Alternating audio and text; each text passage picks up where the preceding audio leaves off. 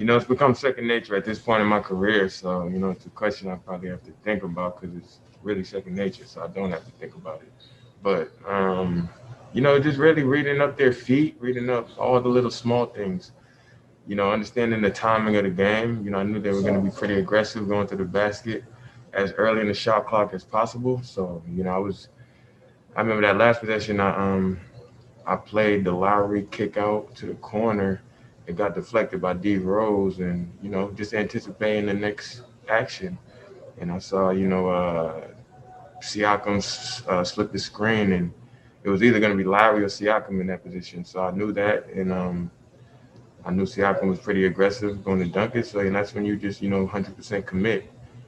And a team like this, guys have your back. So even if I went for that block and he kicked out to the corner, I know D Rose or Julius on the backside is gonna have my back. So it's all a interchanging type of thing. Everybody's tied to a rope. Oh, he's great, man. I mean, I never really paid attention to him like that because he played most of his time like in the West and I was in the East.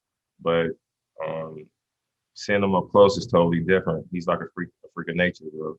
Like for how skinny he is, like he has a presence of like a real, like you know what I mean, he has a presence down there, and you look at him, you're like, man, no way that skinny kid or that skinny guy's out there doing all that.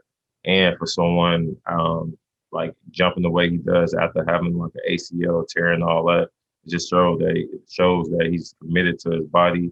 I see him every day being a pro, taking care of his body, stretching, making sure that he do all the little things before he get on the court, and it's showing. He's getting the results where he's blocking people's shots very clean and efficient. He's very efficient.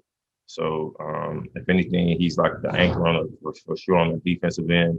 And what I mean by pro, like he plays the whole game like that without he don't get touches like that. He get touches here and there, but with most guys, they'll probably let that go to their head and want to score the ball, this and that. It's KYP, like know your personnel. He knows why he's here. He knows his ability, and we appreciate him for that. Just his defensive mindset. He's dealt with that, his whole life. I think his length, his anticipation. He's got great feet. The guys that are the bigger, stronger guys, which we haven't seen a lot of those guys, but he's great at fronting the post and utilizes his quickness.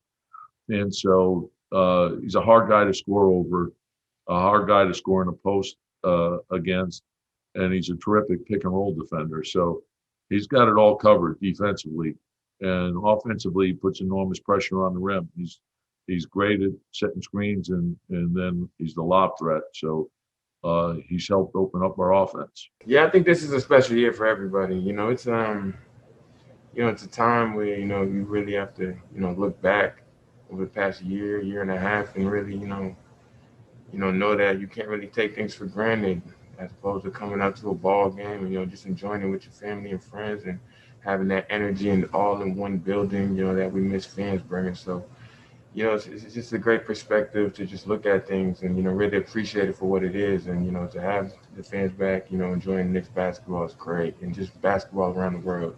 So it's definitely great for us to really get things going at this time, for things to come full circle. But there's still so much work to do. So, but I think it's a special moment, special year, special season, and you really want to cap it off the best way possible through these last parts of the season.